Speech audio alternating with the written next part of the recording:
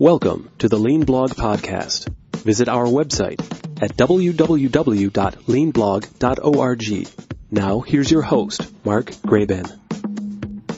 Hi, it's Mark Graban. Welcome to episode 403 of the podcast. It's March 3rd, 2021. Joining us today is Arnout Orelio. He's coming to us from the Netherlands, and I think you're really going to enjoy our conversation about lean thinking and lean leadership for healthcare. You can find show notes and a link to his book and more by going to leanblog.org/403. Thanks for listening, and thanks again to our friends at Stiles Associates for sponsoring the podcast. Arnout Orelio. He has a background very similar to my own, and I think we have a lot of shared experiences and perspectives. His career has progressed like mine. He's evolved from engineer to manager to consultant. He started in the auto industry and has ended up working in healthcare. Is that a fair assessment of your background, Arno? Yeah, I would say, yeah. And I made a side step to project management. Okay. And part of the progression, and by the way, thank you for being here on the podcast. I got a little bit out of my standard work. No worries. Thank you for having me. Yeah, I'm really glad we could do this. And Arno and I have crossed paths actually in person when I've had opportunities to go to the Netherlands for different healthcare events. And I forget, did you ever come to the US for any conferences where we've crossed paths, or only in the... Yes, there was a time when I organized study missions to the US, and I visited quite some episodes of the Lean Healthcare Summits. Yeah. And I believe there was one where you were the master of ceremonies. So, right. Yeah. Okay. So that might have been 8 or 9 years ago. So we've talked and crossed paths a lot over the past decade. Yeah, we did. One other similarity, Arno has also become an author. So 2 books, first off, written in Dutch. Is that right? Yeah, correct. Yeah. So the first one was published in 2019 in September. And then last year, 2020, I launched my second book in Dutch in June. And the translation of that book came out this September in 2020. Yeah, exactly that. And for those watching, for those listening, you don't see me, as the YouTube viewers will see, holding up a copy of the book. I was able to buy it from Amazon.com here in the States. And it is titled Lean Thinking for Emerging Leaders. And that's going to be the main topic of conversation today. There's so much we could talk about. Let's talk about the book, and we'll do podcasts again after this. How about that? Yeah, that would be awesome. Thank you. So congratulations on the book. And before we dive in and talk about the book, can you elaborate a little bit on some of your background and career path? I gave the very quick summary of it. Yes. So as you mentioned, I'm an engineer from background. I studied mechanical engineering, but I soon found out that I had not a strong passion for technology, which is strange maybe for an engineer. But I have a passion for people who try to understand and work with technology. So I started my master's in what's called innovation sciences currently. At the time, it was called technology and society. It had all different kind of names, but the most important thing was what happens when people interact with technology. And from there, I became a production manager in the automotive industry. In the time that we have one of the first companies that is a third-party manufacturer for the automotive industry, which is quite rare in the world. And they were building Volvos and Mitsubishi on one line, which was at the time also very rare. So I was very lucky to be at this innovative point in the process. And there I found out that they found a way to increase performance of the factory fast without overburdening the people. So I felt that to be very interesting. And I had the opportunity to work with an interim manager at the time. And he showed me maybe my first lean lesson.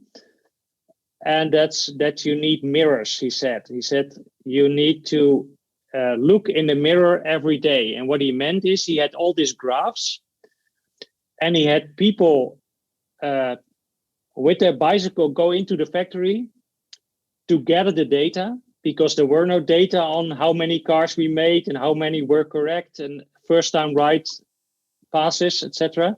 So he built a whole system and he called it his mirrors. So he said, I look in the mirror every day and see how am I doing? And I found that very intriguing. And that set off a huge improvement program, because he was like no one capable of knowing where they needed their help or where the maintenance guys needed to go or whatever. So he used it to steer his company. But it was at the time still a company which was strongly hierarchical. And I'm not that good with the sense that you do what your boss says just because he says so. Because I just came from university and I learned that you need to assess and you need to be methodical. But there's no time to be methodical when you need to build a car every minute. So I soon found out that no science in tech time, at least not in that factory. So, and then I became a project manager. And I discovered that people can handle a lot of responsibility. So it was a very young company, and they taught me, you have the responsibility you take.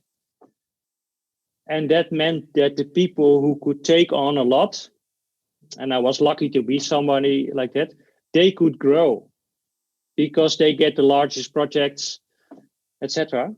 But to me, project management was more a trick than a profession. So it didn't challenge me enough. And then I saw an ad from a lean consultancy firm. And all the words I heard, the buzzwords I heard in school and in that automotive company were in that ad. And I thought, this is what I want. I want to be a consultant, because then I never have a boss. I can talk with operators and with the CEO just as partners. And that was the best decision I ever took in my career, because I wanted to do it at the time. I thought, this is what I like. So no career planning, just in the moment deciding this is what I need to do. And then I figured out that it had nothing to do with consultancy, what they were doing, because consultants write reports and give presentations. And the only two times I did that in my career as a consultant, these were the worst projects. So what we actually did is, and that's where I learned what actual lean management is we just went to the shop floor with the responsible person, the production manager, or maybe the CEO or whoever was hiring us to teach them this stuff. And we went to the floor and we asked the operators, what are your problems? And they always knew.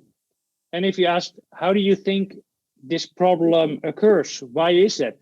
They always knew. And if you ask, how do you think we could solve it? They also knew.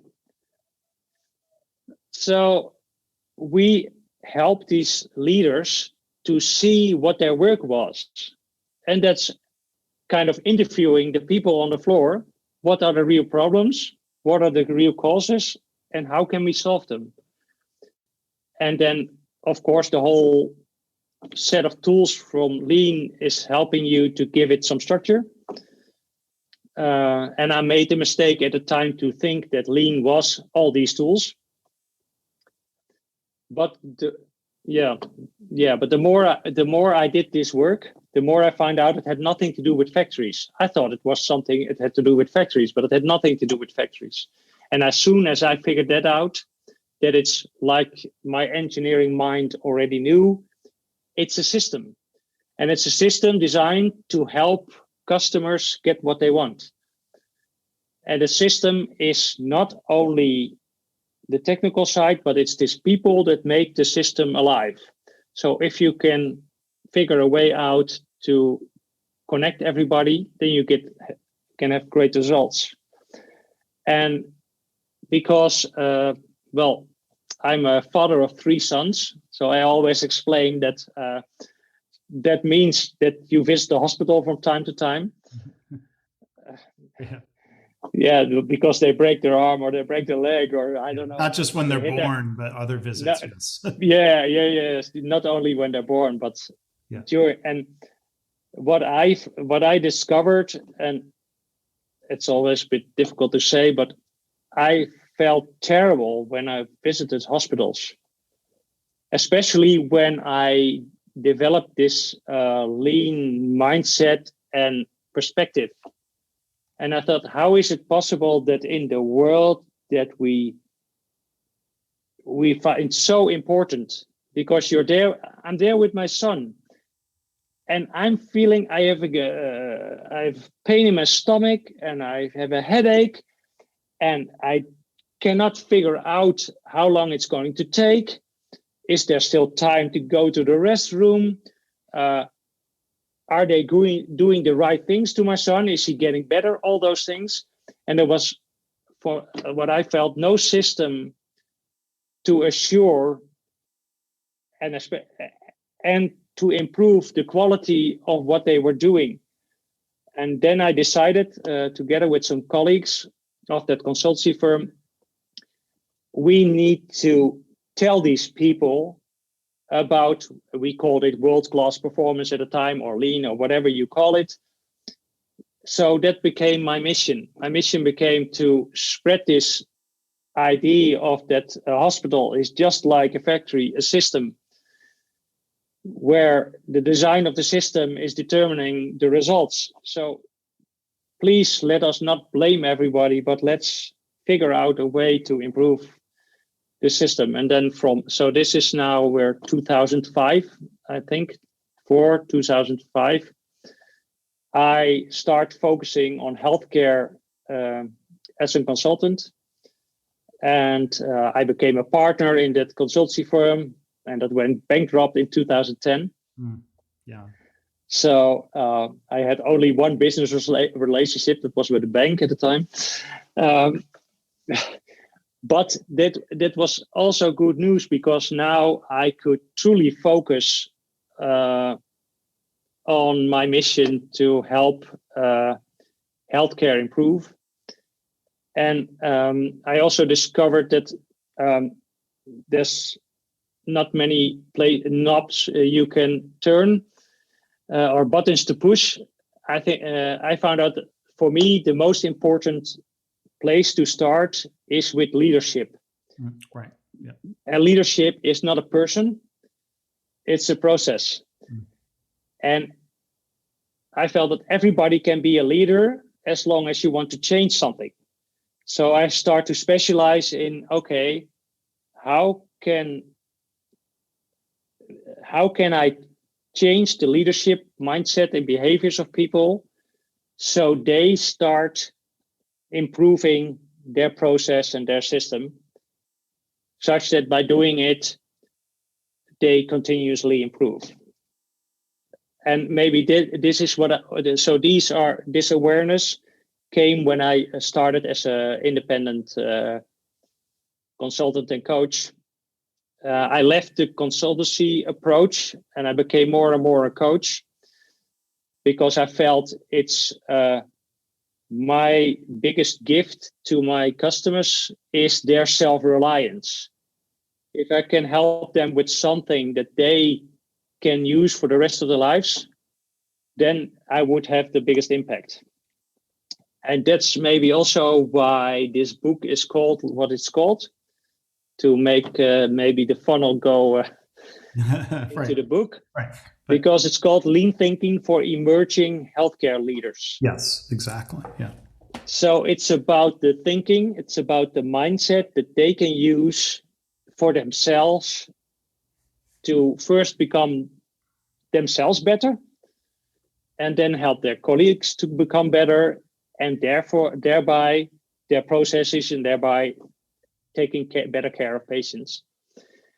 And it's called for emerging healthcare leaders because I feel that's and that was also the reason that the American publisher, Business Expert Press, approached me. They figured that there's a gap in the market of education when it goes to healthcare professionals trying to lead. There's not much schools for them or training material, whatever. So they asked me, can you write something that these emerging leaders, so people who maybe were a doctor and now are a project leader, or an innovator, or maybe a nurse who has become the department head, or how can we help them to get started with being a good leader right away? So I tried to keep it practical.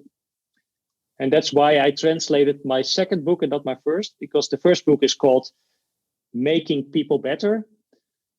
And the second book is called Making People Better in Practice. So it would be the more tangible way to improve yourself. So that's how my career ended up to be an author. Yeah. I just want to jump in and say, I mean, there are so many parallels in our backgrounds. I also got into healthcare around 2005. I also left working for others in 2010 and started working for myself. Slightly different circumstances, but the other thing I was going to say, though, just to show, I think we think so much alike, Arno.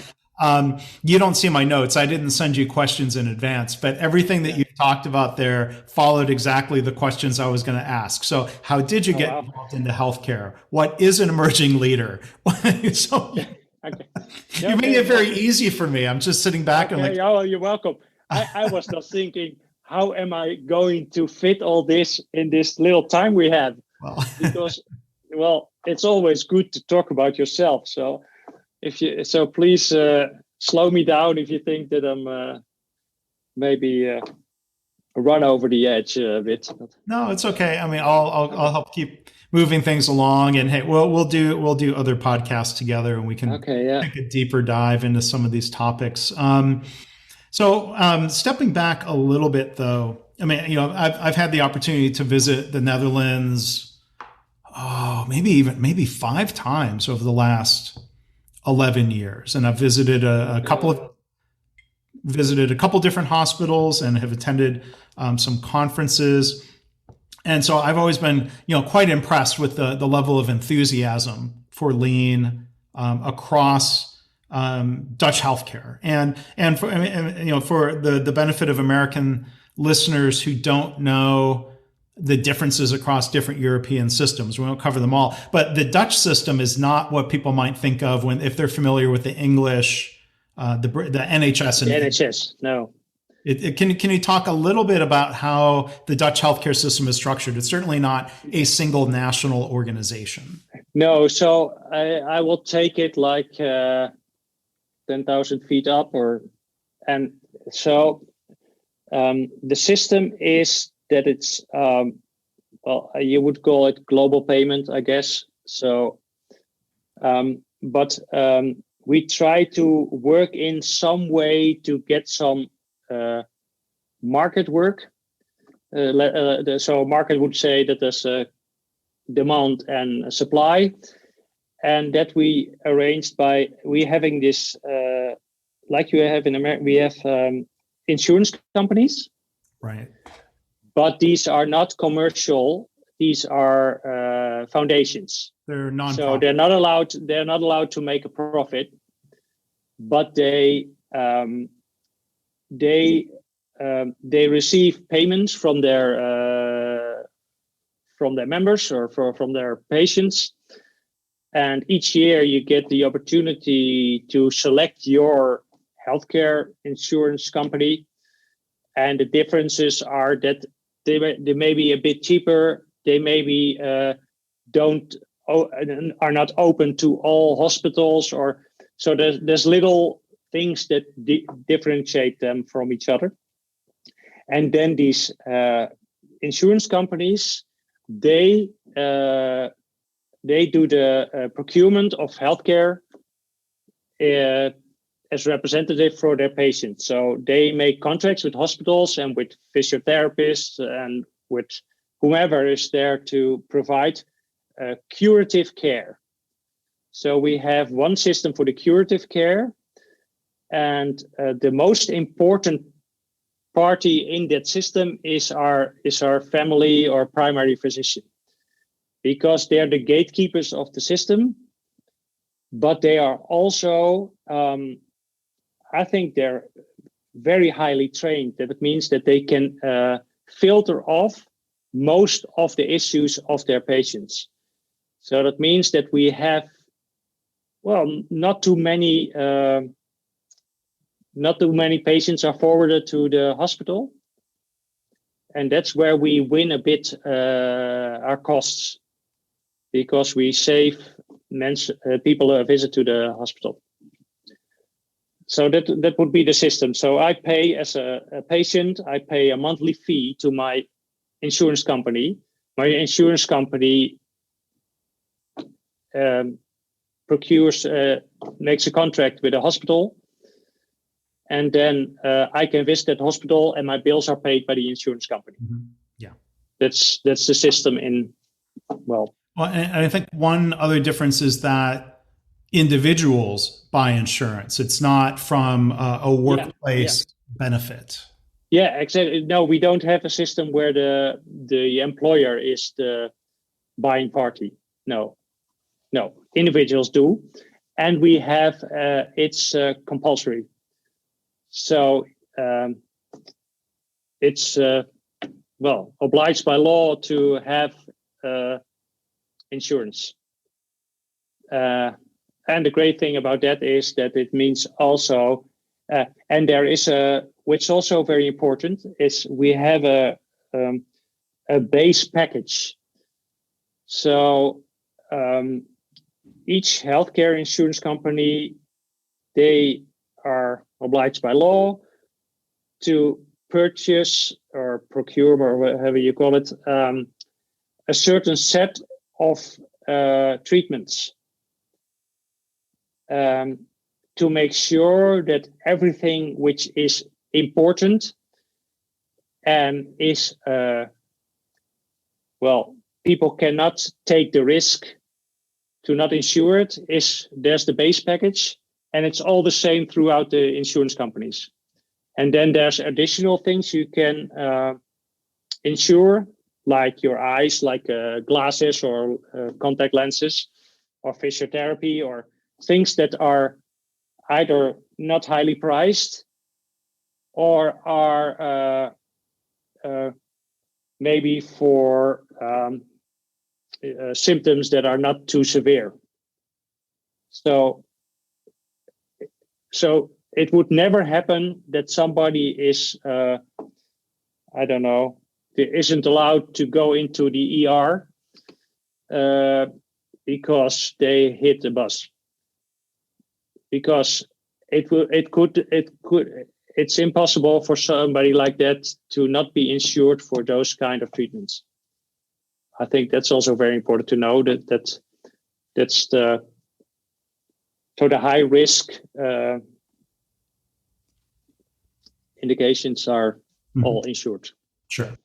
So thank you for setting that context. But with the differences or similarities between, let's say, the American system and the Dutch system, or the differences between the Dutch system and the NHS England, I think the delivery of care ends up being very, very similar.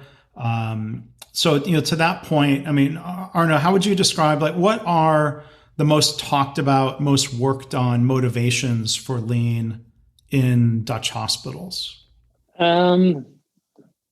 Yeah, that's interesting because there's two streams, you could say, because the interesting thing with things like lean is they easily become the end in itself. So there's many people doing lean because their neighbors are doing lean. And we see that in healthcare, there's a strong tendency to do what other people in healthcare do. So lean is even getting a bit less attention because now we have value-based healthcare.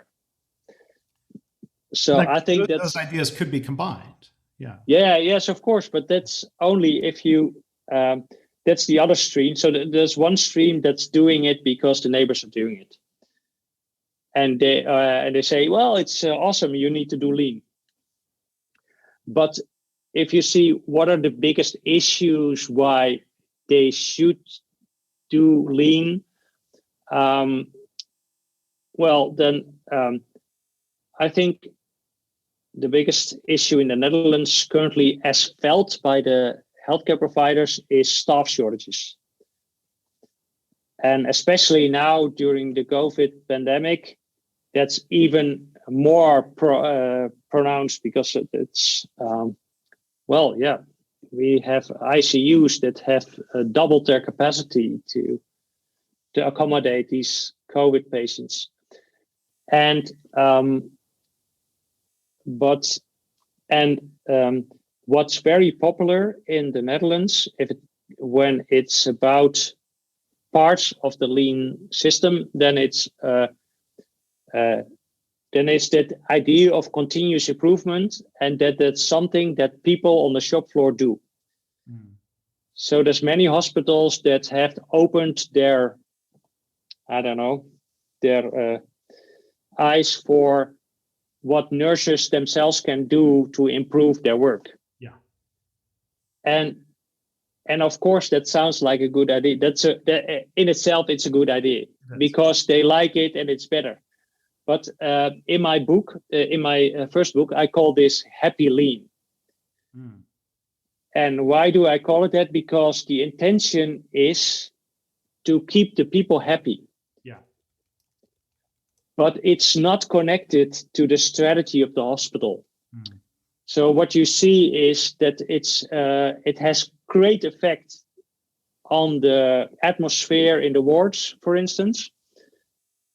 And yes, things get better, but it comes with little to no change in mindset and behavior of management and senior leadership.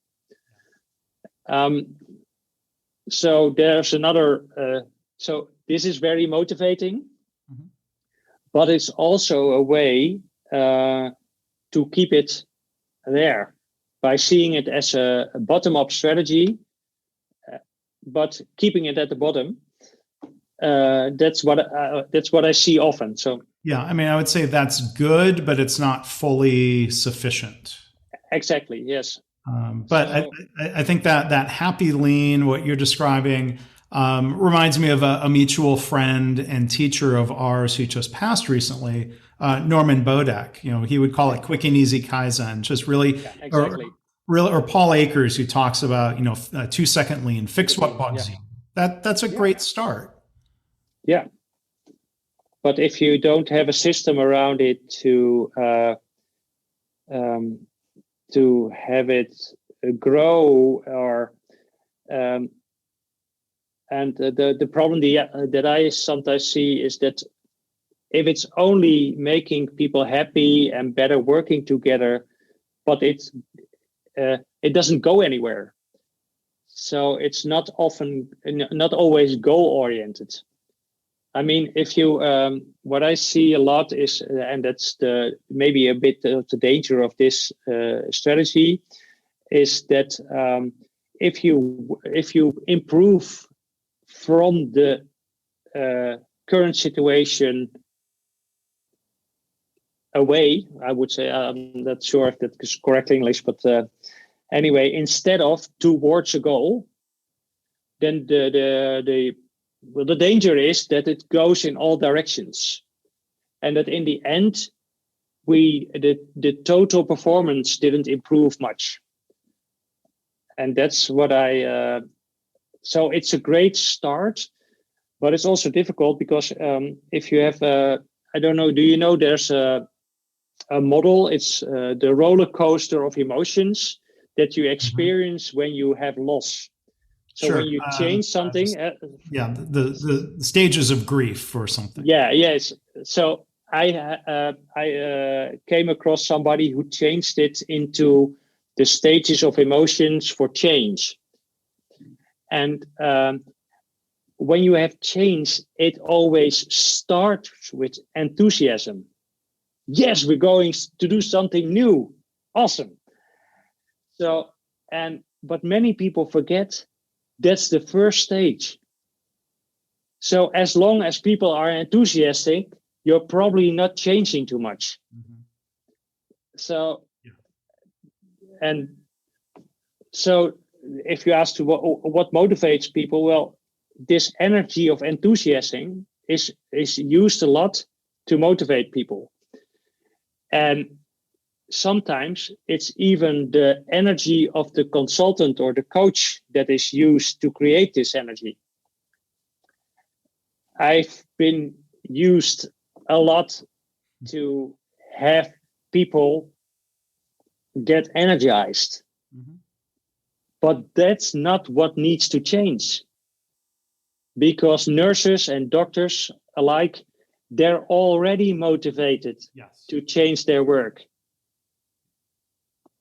But they need to know how, and they need to be facilitated, or if they're not facilitated, well, maybe you should not be in the way, at least.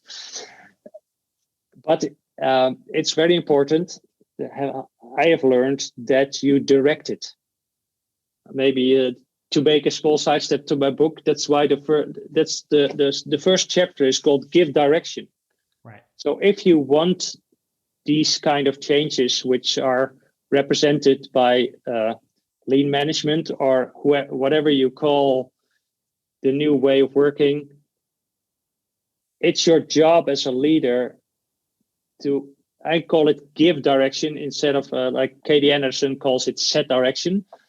I took the word give because I feel that's more positive, and it says more that you're a servant. It's for you to give direction, but it's for you to give. So sometimes when I try to teach leaders that they should ask more questions, they're going to ask their team members, well, what's the goal?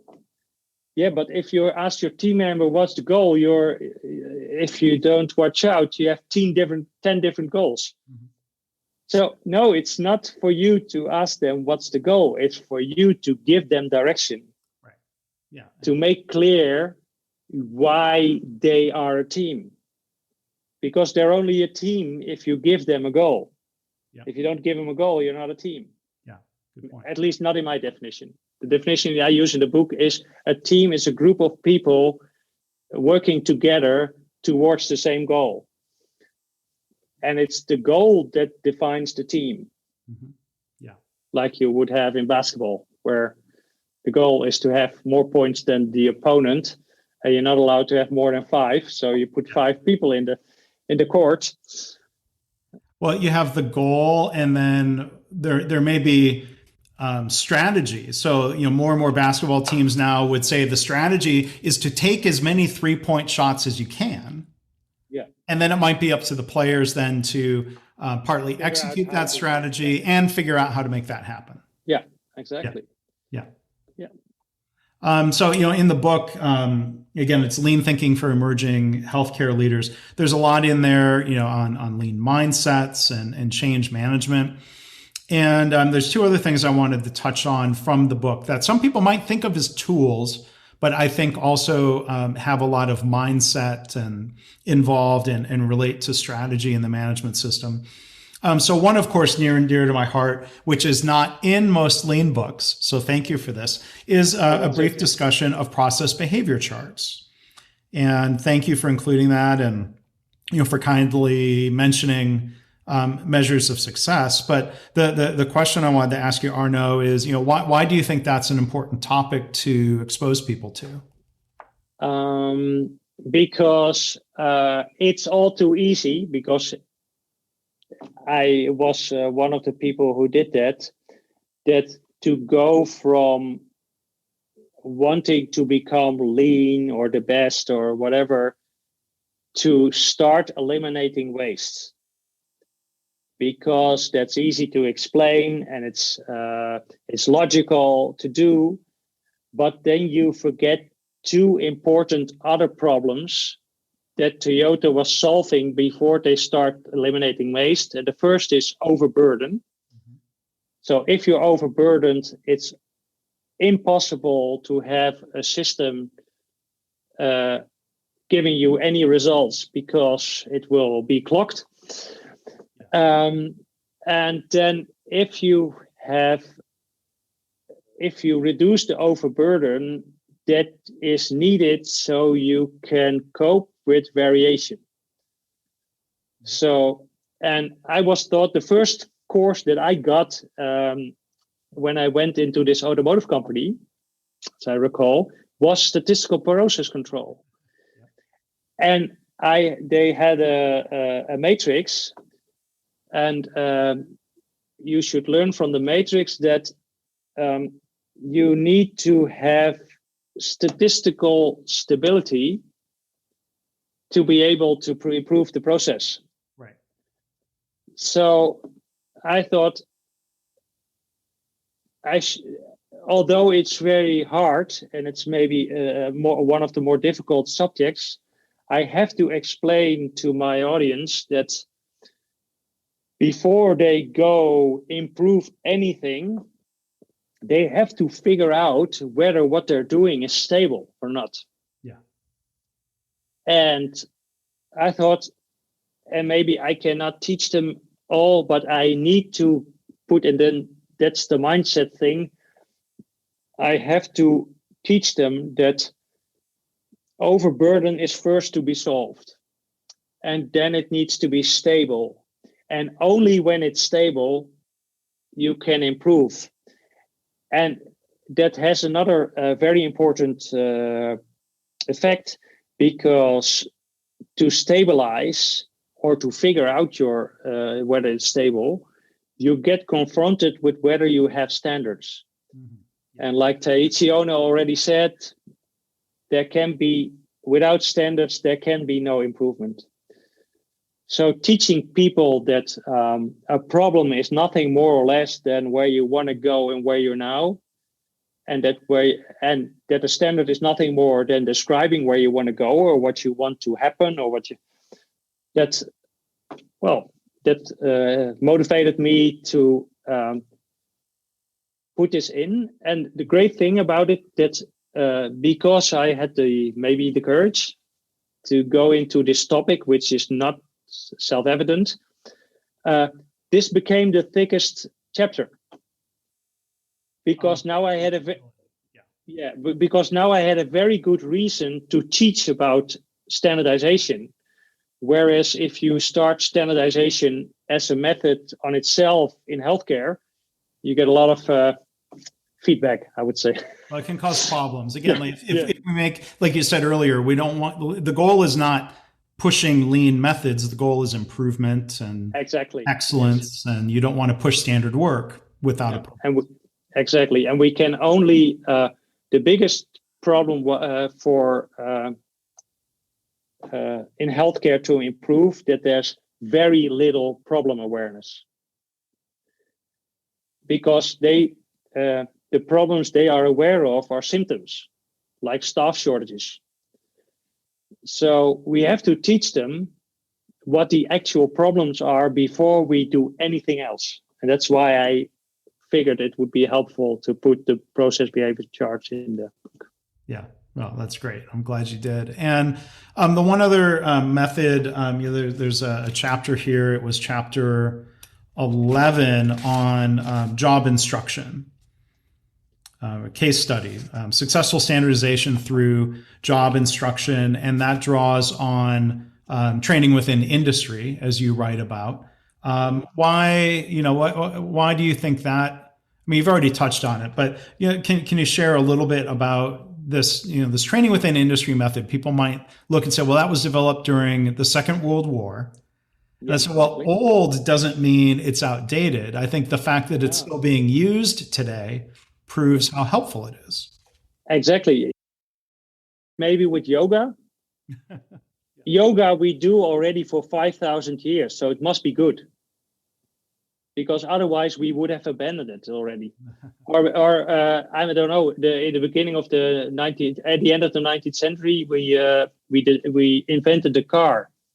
So shouldn't we drive cars now because they were invented 100 years ago? No. So the power of the training within industries is that it has proven itself in World War II, and the most important thing is that the method didn't change. So the method was so good that the only thing to be successful with training with industry is following the method. Yeah. So, I rest my case almost. But well, yeah. And that has to do with the simplicity of it, and it's very easy. It's very difficult for people who don't know what it is or didn't experience it to understand how powerful it is. But it takes very little to start believing in a method. I mean, in the book, I'm not sure. Did I put a picture of myself in? I'm not sure. Well, in the book or in the case study, I'm explaining that part of the case study is that they trained me, an engineer, on a nursing task, which was I had to use a scanner to measure the blood of an unborn child. So if I would explain, well, they let me scan the blood of an unborn child, you would say they're nuts. But in 30 minutes, I could do this task flawlessly. So that was all it took for me to again understand, yes, this is so powerful. If you take this method and you standardize the right way, you can you can teach people things that they might take years to learn from experience. Yes. And I think that even if we could do only one thing for healthcare right now to help them with this pandemic, I would say training within industries. Because if we take the whole structure from World War II, they had a great challenge because the men went to war, so we had to teach the women how to build arms. Right, exactly. Planes and munitions. Yeah, ammunition and tanks and whatever. So this method, we all know how the war ended. This was not because you had bad arms. No, the arms you used, they helped us to invade and conquer and take back Europe. So these women were trained within months to do a task they were never trained for, and they did it extremely well. Yeah. So what if we would train healthcare people to do all their tasks that are related to this COVID, so we can have enough manpower to to tend to all these patients. Yeah. There's history where even during the Second World War, there are nursing journal articles that were published just after the war, looking back at what had already been done, training new healthcare professionals. Yes. A lot of the women who then went into the factories created a need for backfilling and hiring in healthcare where they might have worked before. Yes. And there are 3 episodes going back in the Lean Blog interviews series about TWI for people who want to hear more about this. Episode 196 with Jim Hunsinger. Episode 202 with Patrick Graup, who's talking specifically about TWI in healthcare. And then episode 314 with Skip Stewart and Brandon Brown, who are talking about the application there. And further evidence of our aligned thought process, Arno. The follow-up question I was going to ask you about TWI was related to COVID, as you've already brought up. And having to figure out how to do mass COVID vaccination. I've seen news reports. I've talked to one physician executive who's talking about the need to hire new people, or you've got medical students who maybe haven't given an injection before. And I think there is such an opportunity for TWI to train people quickly and effectively and consistently. Yeah, exactly. Through TWI. Yeah, it is. And but what people in healthcare need to do is get rid of the idea that healthcare is so special that they have to figure it out all on their own. In terms of training methods and management. In terms of any method outside their own realm. Mm-hmm.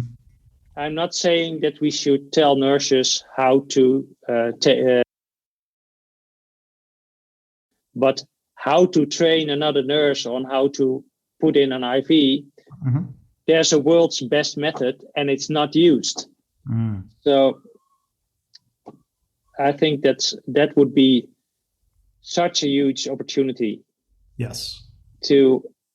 Especially because now we take so much time to figure things out that young nurses, they get overburdened before they get to the point where they start understanding what the true work is. Yeah. In the Netherlands, there's double-digit numbers of people who want to leave the sector. Yeah. And that's a huge problem. Whereas if we could help them get trained so they can do only what they need to do instead of figuring everything out and running around. And I mean, I was working in a public health organization just last year, 2020.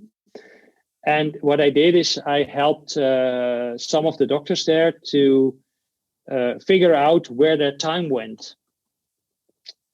So, and then I had them color their time. And so green time was everything which was directly related to helping patients. Mm-hmm. And then yellow time was everything that is required by law or by their profession or whatever to make sure that we can tend to these patients. Mm-hmm. And then you can think of stuff like things you need to do for privacy or maybe the electronic medical records, those kind of things, but also education, which is also necessary. You need to educate the doctors so they can help the patients. And then we had red time. That's everything which is waste. Yeah. So waiting, computers not working, managing things. So the doctors were managing a lot of things, like when patients didn't show up, the doctor had to call the patients for a new appointment or whatever. So now for you, but you're although you were not in the product, you may be too much of an insider, but now maybe you can tell me how much of their time was red and how much of the time was yellow and how much of the time was green.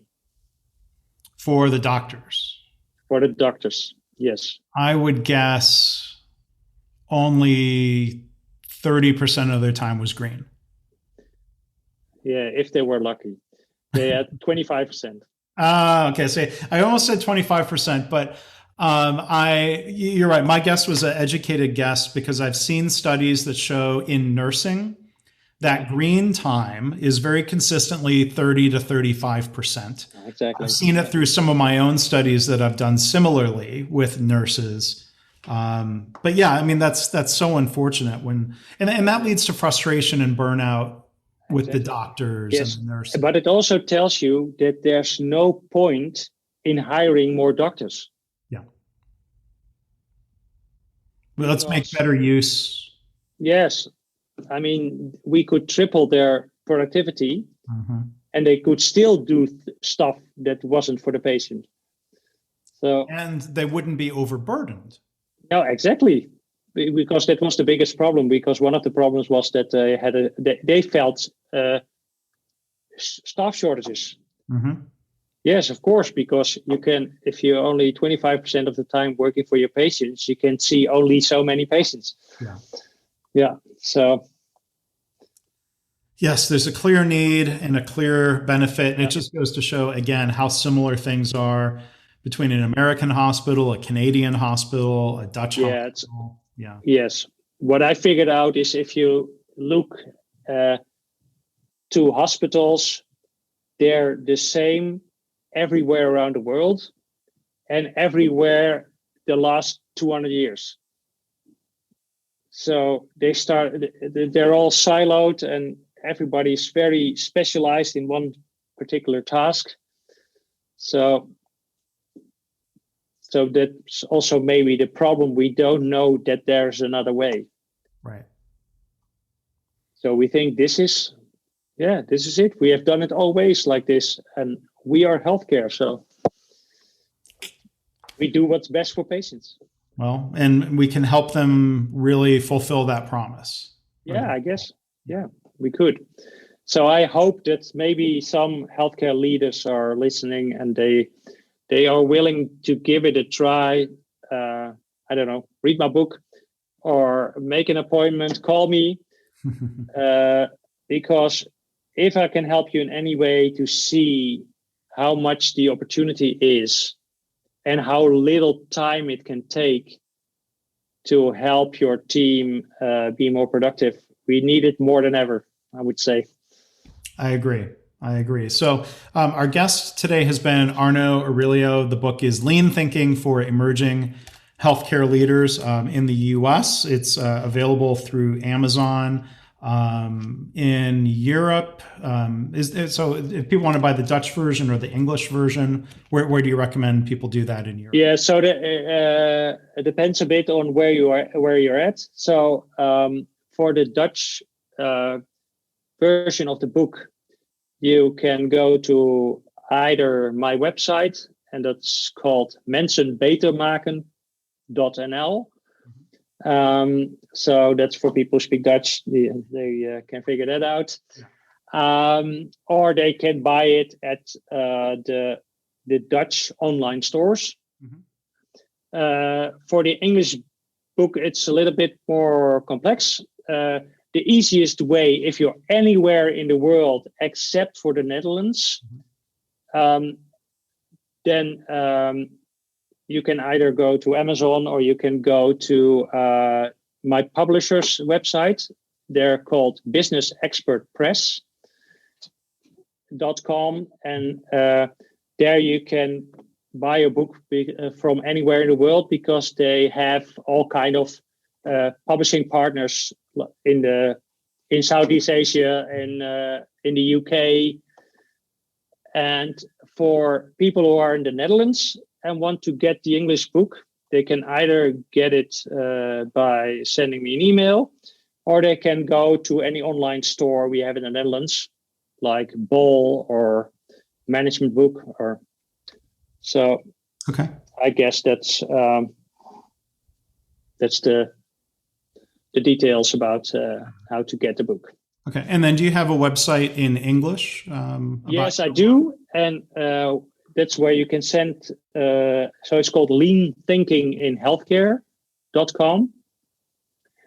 And on that website, you can, buy my book because it's directly linked to the publisher's website.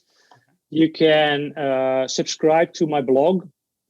So then you're sure that anytime I provide new content, you will get it.